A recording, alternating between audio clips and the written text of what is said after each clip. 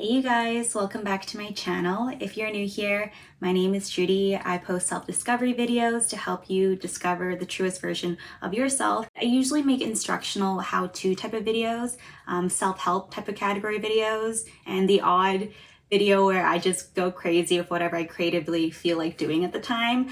But in this series, it's going to be a little bit different. So I'm excited that you're here for the debut of the first episode of my series, Reflection Talks. And to those that helped pick the name of the series, thanks so much for voting. It was between that and Candid Talks. It was a pretty close tie, but I think majority wins, so Reflection Talks it is. So what is this series going to be about? This series, it's going to be me reflecting on things that have happened to me in the past, whether they're good things or bad things. I don't really want to put labels on them, but regardless, I want to be able to share the lessons that I've learned. These are things that I wish I would have been able to tell my younger self, and also things that I wish I would have been able to hear from others at times when I kind of felt really alone in these type of situations, like no one can really understand. So that's my intention in being open with these videos. But if I'm being entirely honest, it's not just for you guys as well. Like, I want to be able to look back in the future in these videos 5 years from now, even like a year from now, and see how much I have changed and grown from the time that I filmed this video. And also, how awesome would it be for my future grandkids to see these videos, see how grandma was like when she was 27, actually see her talking about her experiences and not just hearing from it at that age, and being able to potentially learn from these lessons. Although I don't know how relevant they would be 50, 40 years down the line. I mean, we have Gen Z now, and sometimes my brothers are younger than me, they're Gen Z, but sometimes I feel like I have a hard time relating to them. So I don't know how relevant this type of material will be for my grandkids, but I'm sure there's some stuff that are pretty like evergreen all the year, not all year round, but that are kind of like universal throughout all the ages. They actually might look back and think, oh my God, grandma is batshit crazy. But regardless, I'm not gonna have any regrets in posting this content. And every single time I say no regrets, I think of that movie, the one with the guy with the eyebrows. You know what I'm talking about, like the eyebrows guy. I think, yeah, we're the Millers. And like there's a scene where he just has like no regrets tattooed across his like neck area. Yeah, every time I think about that line, I think of that movie. But anyways, the reason kind of why I wanted to do this was because I have a very loving relationship with my grandparents. They pretty much raised me, but I always felt like I couldn't have much of an open conversation with them because there is a bit of a language barrier between us. So my grandparents, they speak Cantonese, and I can speak Cantonese, but I wouldn't say it's completely fluent. There's a lot of words that I don't know, and because of that, I can't fully communicate with them. And I think my family dynamic, it's not really the type where we openly talk about things like this. We don't openly talk about our feelings. So I want to be the change in that. I want to break that pattern where we can't have open discussions and start something new. So this series, I am going to be a bit more rambly than usual. I'm going to talk candidly with you guys. I'm going to be open with the stuff that I'm talking about. And I'm still going to post my usual like self-help type of videos, but I think it's nice to mix things up every now and then. As you can see, we're filming in my office today. This is different from the usual setting. So I usually film on the couch by my living room or in the kitchen. I wish you could see this setup right now. I have pillows everywhere and blankets everywhere because it's quite echoey in my office. And I think this does a trick. I did like a little audio check right before I filmed, but let me know in the comments down below how the audio is. Without further ado, I'm gonna get right into the main topics of this first episode. I'm gonna dedicate this first episode to my best friend and talk about maintaining friendships. So my best friend, she doesn't want to be named, so let's give her a fake name. Let's call her Sarah. So my best friend Sarah and I, we have been friends for 14 years now. Well, we've known each other for 14 years. I wouldn't say we were friends for all 14 years because when I first met her, I really didn't like her. So we met in high school when I was in the 8th grade. And when I first met her, we had a few classes together. So we had social studies class together, and we also had a French class together. So I met her first in social studies class. We were sitting in the same table together, and I thought she was all right then. I didn't have too much of like an impression on her. But then it wasn't until later on when we had French class on the second day. So we had day 1 and day 2 classes. So I saw her again on my second day of classes. And in French class, I was already sitting in my seat. And this is before class actually started. And she comes along in the door. She comes by my desk. She just picks up my pencil case and like, oh, this is so cute. And she proceeds to just open it and like look at all like everything that was inside. And immediately I was like, I do not like this girl. I didn't even know what boundaries were back then, but I knew I felt violated in some way. So it's kind of funny how we ended up becoming best friends. I think partly because we had so many classes together, and she was just so insistently annoying, but in the most endearing way possible. We would gossip about high school teachers, as high schoolers do. And we just spent so much time together that she kind of like rubbed off on me. By the end of 9th grade, we were pretty much tied to the hip. We would have sleepovers together. And yeah, we were besties by then. Now, I think I miss her way more because she actually sparked me to create this series. She had texted me a TikTok this morning, as she usually does, and that just got me like missing her so much. Her and I were kind of like in a long distance relationship, so she moved to another province a couple years ago for work, so I can't just call her up and be like, hey, do you want to grab brunch? We can't do that. The most we can do is FaceTime at the moment, and we're like not the type of people that needs to see each other all the time.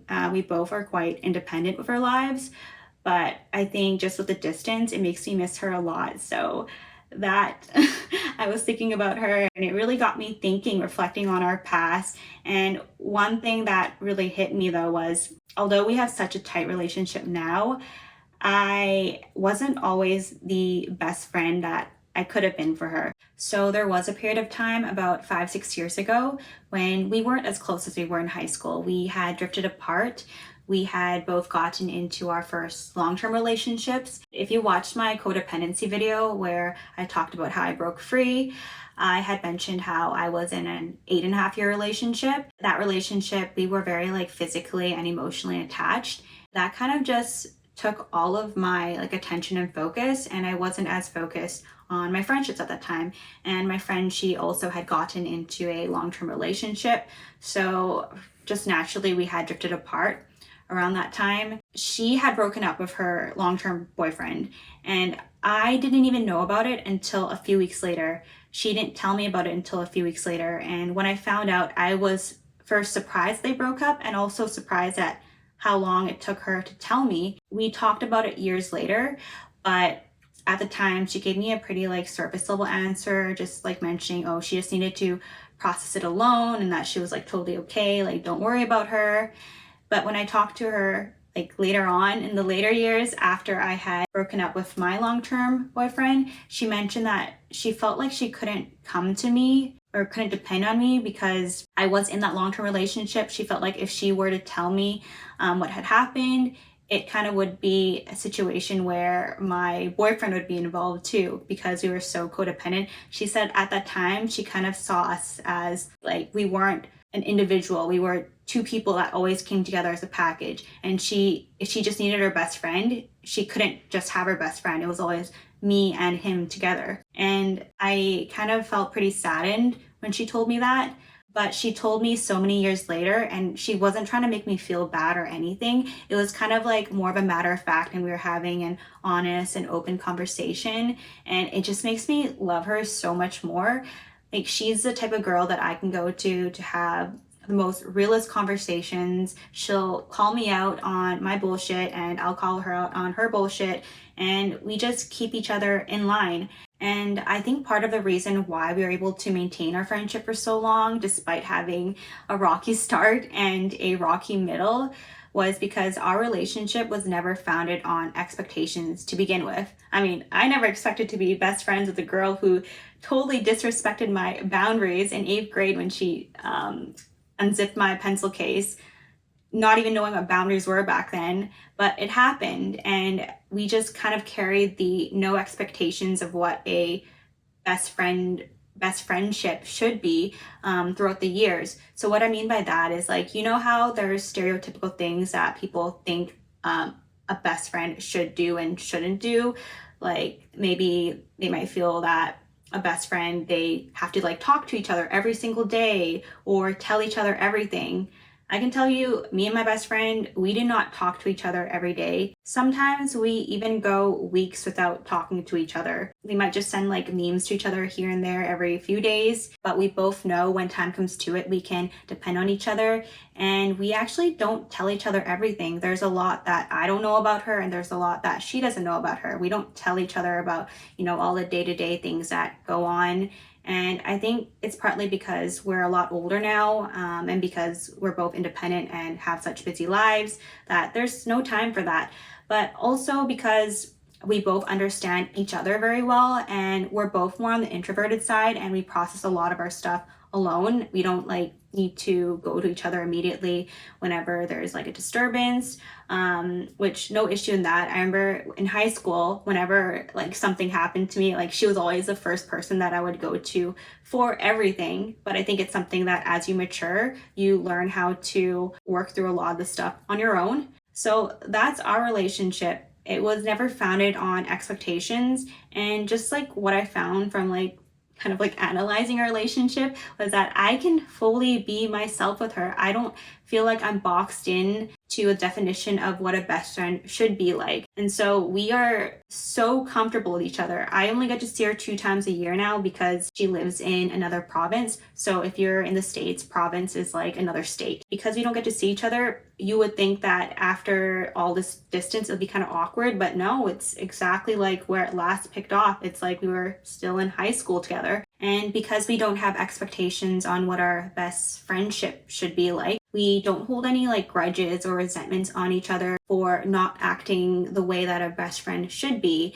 And also, we don't feel like we need to prove to each other that we're still best friends, even with the distance. And even as I'm making new friends, she doesn't have to prove to me that, oh, I'm still your best friend. She doesn't have to like go out of her way to prove that we're still besties after all these years, even though you're making all these new friends. No, we don't have to do any of that. There's no expectation of that. But what I will say in reflecting is not every relationship or friendship is worth maintaining or is healthy maintaining. I'm sure all of you have had toxic like relationships or friendships at one point, because you meet so many people in our lives, right? And not every single person is going to be like great to you. And a lot of that is from your school years, right? Because you kind of are put into a school with a certain number of people, then you're put into a classroom with a certain number of people, and you're told to make friends with these people, and you're kind of like boxed in that way. So my best friend Sarah, she was one of the few friends that I actually maintained that friendship with. I would say as I'm older now, really kind of think about which friends are worth spending your energy on. And I think of it a lot in terms of values. So what I value in my friendships. So for me, I really value genuine friendships that aren't about giving and taking, which giving and taking, I don't actually see a problem with that, because a lot of what we do in this world is transactional. It's business. It's how the world works. And that's what I would want in my business relationships, because you would want a fair transaction, right? You wouldn't want to be giving more than you are receiving. You want to be receiving like equal value to what you are paying towards. So giving and taking, I don't actually see that as a bad thing. But when it comes to my personal relationships, I want them to be genuine. I think partly because the relationship I have with my best friend, it was without expectations. And I see how we were able to just have such like a positive relationship that I kind of hold this value especially dear, to have these type of genuine relationships where it's founded more on like generosity and me just wanting to do things for you because I love you and I care about you, not because I expect anything back from you. So I look for that, and being able to like trust the person is huge for me. Like honesty is a big thing. So the relationships that I actually put in energy to maintain are based on the traits that I see in these people. So if I see the people in my life as like trustworthy, as genuine, like they want the best for me, I want the best for them. It doesn't matter where they are in their life. They could be at their highs or at their lows. As long as they want the best for me and I want the best for them, like I'm going to continue maintaining that relationship. And it really doesn't matter whether, of status, whether they have a lot of money or little money. Like honestly, it kind of bothers me how some people, as they continue to grow in their life, they only continue to associate with people that are at their level or above their level. And I know it's probably something that I have to get more comfortable with, but for me, I think it rubs me off the wrong way, like expecting someone to be a certain way just because you are just putting all this like self-development work and expecting others to be the same, even if they're perfectly content being the way that they are and they have like a good values and they have a good heart. I think that rubs me off the wrong way because for a long time I was very repressed in how I expressed myself. I always felt like I couldn't be myself, and to me, like that expectation of having to be a certain way, that kind of just like screams like repression to me. And on the subject of repression, I had come to realize just to the extent of how much I had repressed my emotions, especially the negative ones, but even the happy ones. I remember when I was first dating my ex, the one with the long-term relationship, and he had gotten me flowers like early on when we were dating for no reason at all, just to surprise me, to make me happy. And I remember when I had gotten in the car, I saw the flowers just laying in the passenger seat, and I was feeling like overwhelmed at first, and I don't know what happened. Okay, I know what happened. What happened was I threw a fit. Like I probably like freaked him out entirely, but I started crying. I was like, why did you buy me flowers? It's such a waste of money. And looking back, I realized why I did that. Like at the time, I felt unworthy of receiving these flowers. Like it wasn't even Valentine's Day. It wasn't like a special like event. It wasn't my birthday. Why did you get me these? It was kind of like how I associated that I wasn't worthy of love unless like I did something. Because in the past, like what I considered worthy of love was when I got good grades or when I actually did my chores or did something good, then I felt like I was worthy of it. But he had just gotten me flowers because he loved me, and I didn't know how to react to that. It was like the first time that has ever happened to me, and oh my God, God bless his little heart. I must have freaked him out. But yeah, that happened, and looking back at it now, I'm like, oh, I feel for him and I feel for me back then, like the version of me back then that felt like she was so unworthy of love that when she got flowers, she didn't know how to react and she just threw a fit. Ugh. But okay, yeah, back then I was very much emotionally unavailable. And how I came to realize that was I was having dinner with a few girlfriends. It was one of my friends' birthday, and we had started talking about like relationships, and I had opened up about one that I had freshly gotten out of. It wasn't the one of my long-term ex at the time. I was dating a guy for a few months shortly after that relationship ended, and I ended up liking him a lot more than I thought I would. Actually, I wasn't even trying to get into like a serious relationship right after my breakup. I really just wanted to take my time to get to know someone. I knew that if I were to get in a serious relationship, I did not want to rush into things just because I was used to being in a long-term relationship. So I was very clear in mentioning that from the get-go. And he had also mentioned to me that he was mostly sure that he didn't want anything serious, but he wasn't sure after he met me. So there was kind of that possibility that was always in my head that, things could happen, things could end up being more, but if not, it is what it is. Like we knew from the get-go what it was. And somehow I found myself like developing feelings for him over time. But what I noticed as we got to know each other better, I felt that he was distancing himself from me as we got to know each other better. And I can't speak for him because we never actually like talked about our feelings fully. But at the end of it, I felt like I couldn't talk to him about my emotions. We kind of like avoided emotionally charged subjects entirely. And at some point, I realized I was missing romance and intimacy in that relationship. So it wasn't until like maybe a few weeks later when I kind of got like a clear idea that, okay, this relationship, it's not what I want, that I had that conversation with him, like, hey, what are we type of relationship? And he kind of made it clear that he didn't want anything serious. So we ended things that day.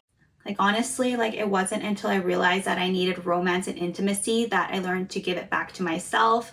But okay, I also should tell you how I came to realize that I was emotionally unavailable. But oh my God, I felt like I needed to give you some backstory so that all of this made sense of how I came to realize. Okay, so backing it up a bit, I was getting dinner with a bunch of girlfriends for my friend's birthday, and the subject of dating popped up, and I had shared my story, and one of the girls said something that really stuck with me. So she had mentioned the lack of romance and intimacy in a relationship kind of shows how the other person is missing that in their life, like they're emotionally unavailable to themselves.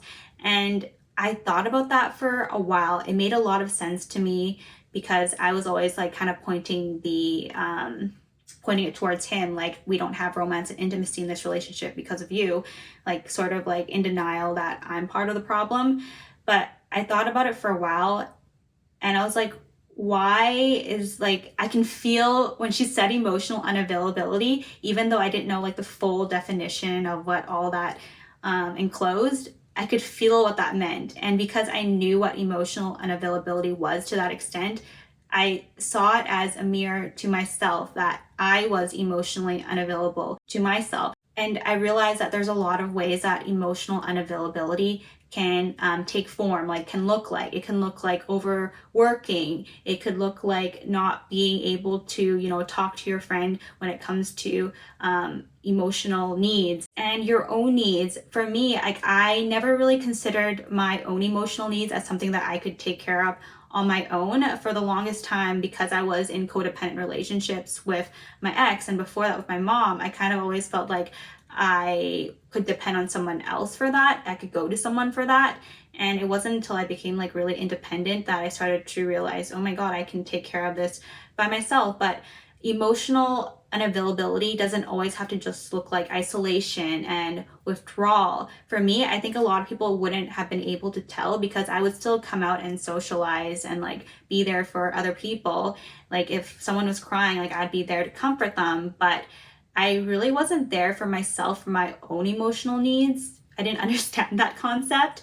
So the video I made on how to master your emotions, everything that I had talked about there was things that I did myself to learn how to get in touch with my own emotions.